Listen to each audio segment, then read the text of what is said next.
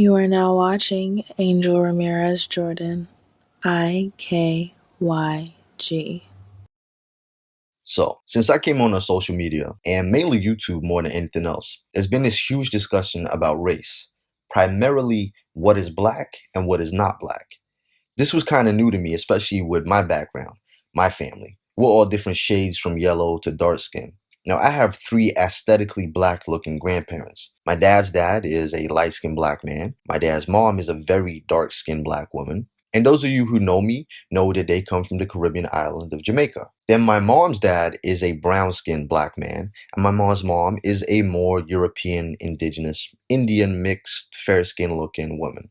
I wouldn't say she's black. She might have some black in her, but I wouldn't say she's black. And they come from the Caribbean island of Puerto Rico. So growing up for me, I didn't feel like I had different races in my family. I knew I had different cultures in my family. This was clear, from the language, traditions, the food, the music, etc., which essentially that's basically what culture is. But it also wasn't completely different culture-wise because Jamaica and Puerto Rico were very close together. They're both in the West Indies, both in the Caribbean. So really very similar. The food was very similar in some aspects, Like I said, that was really just a culture difference. Like you get people that say their race is Hispanic or Latino, right? But that's not a race, it's a culture. I remember once on Facebook there was a Hispanic page and he posted a video of a very dark-skinned black Puerto Rican woman singing a song in Spanish. Then there was some sort of uproar in the comment section, mainly from African Americans, not Puerto Ricans, not Dominicans, not other Hispanics, African Americans, saying, she's not Spanish, she's not Hispanic, she's clearly black. Now, to the Hispanic community's credit, since we know there's a lot of colorism in the Caribbean Hispanic communities, they actually came to this black woman's defense and said, hey, Hispanic comes in all colors and shades. You can be white and Hispanic. You can be black and Hispanic. You can be biracial and Hispanic. But that's a whole different video for another time. The point was, to the eye, my mother is a biracial looking woman. She looks black and white. So even when I would visit my grandparents or my family in Jamaica, I never felt like I wasn't black because the island itself, although the majority is a black demographic and population, there are many shades and even variations in Jamaica, from part Chinese and part African descent. Some have a lot of African with a tiny drop of Arawak or Carib blood, but the island is black.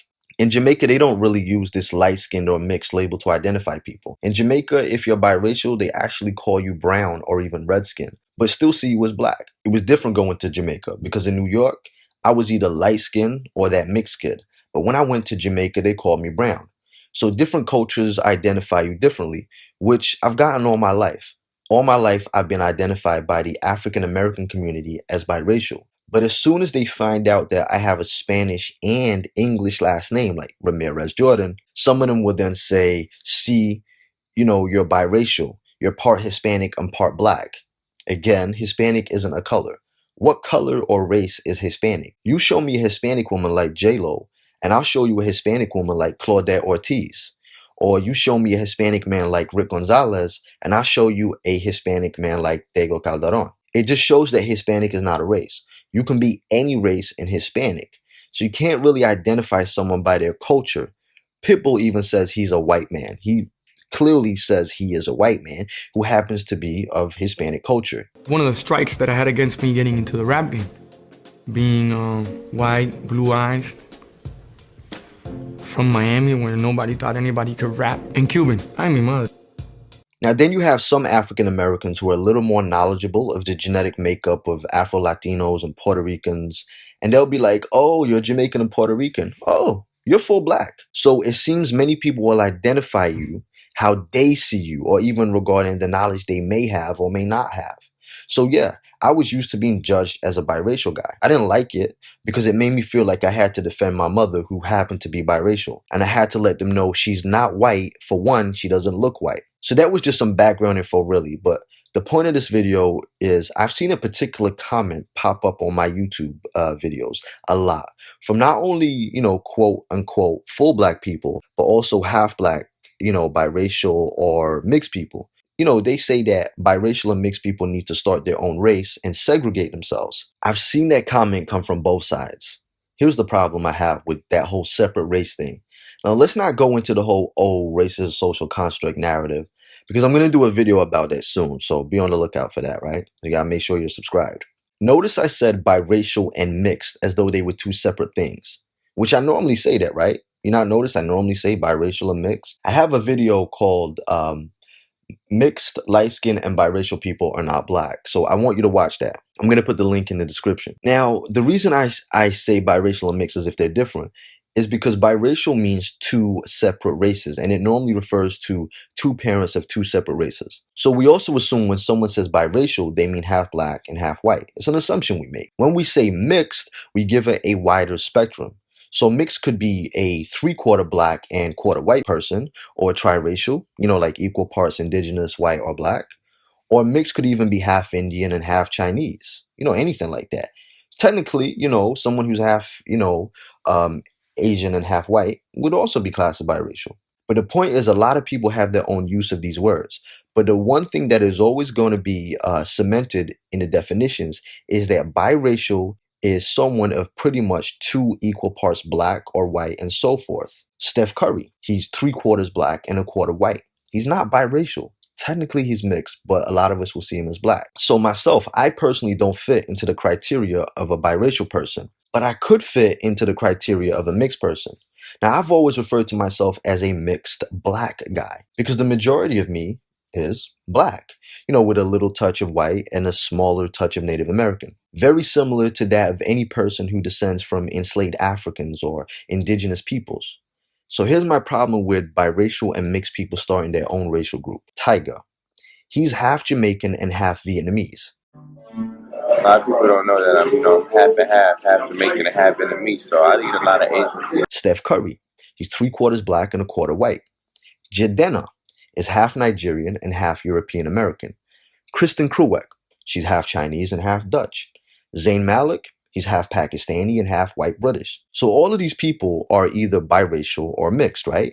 But how could you put all of these people in the same racial category and say, here you are, y'all are all the same?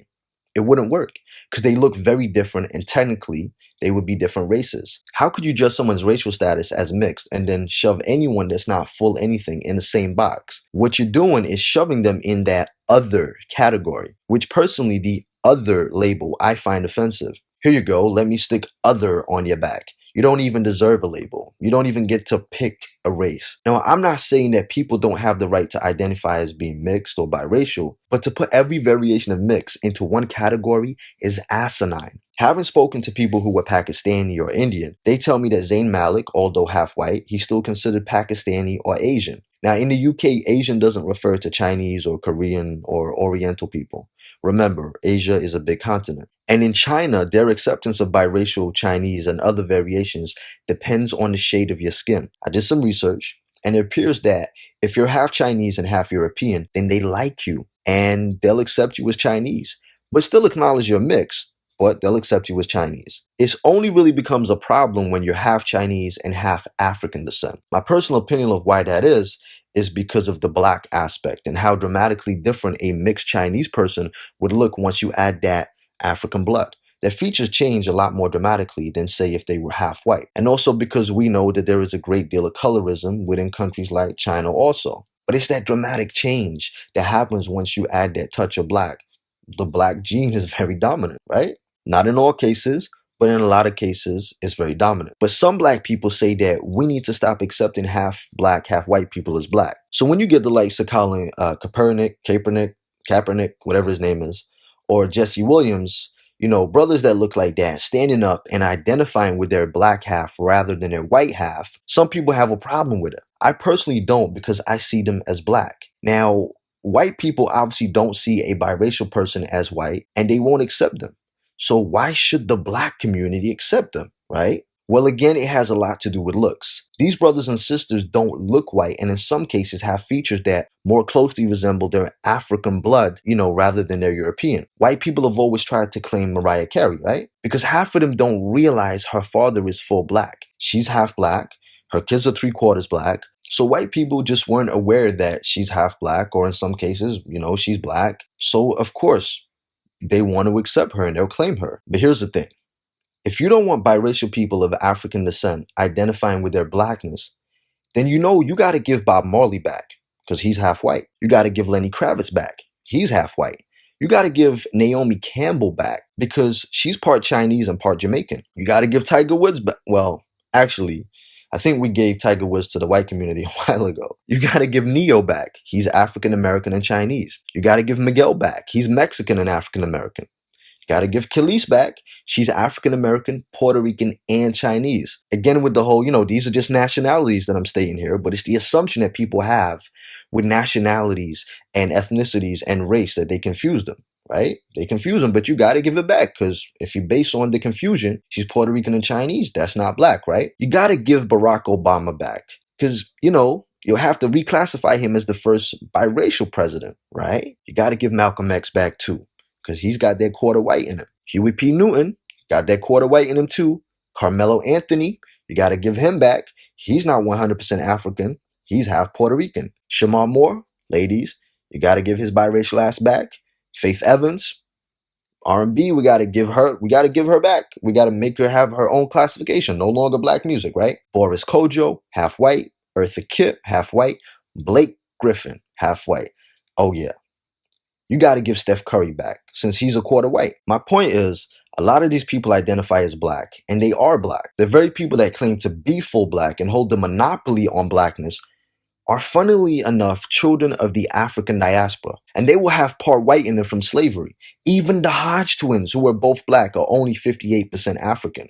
That's less than me. So if you're going to put my 62% African ass in a separate mixed category, along with these other non-full black people, then the majority of you African Americans are coming with me. Yeah, we all gonna sit in this mixed and biracial or whatever mixed other category. We gonna sit there together. Yo black ass, my yellow ass, their brown ass, we all gonna sit there together. Because if we want to be pedantic, the only people who truly hold the monopoly on blackness are our brothers and sisters in Africa who are unmixed. The ones that didn't intermarry or suffer at the hands of colonialism. So unless you've taken a DNA test and you're 100% African, sit down and keep quiet. Because putting light-skinned, mixed, and biracial people down isn't going to make you any superior to white people. Not accepting mixed people won't make white people like you any better. It won't increase your social status. Stop trying to be like white people. These fucking fake-ass purists with their 10 to 25% European blood thinking they can tell me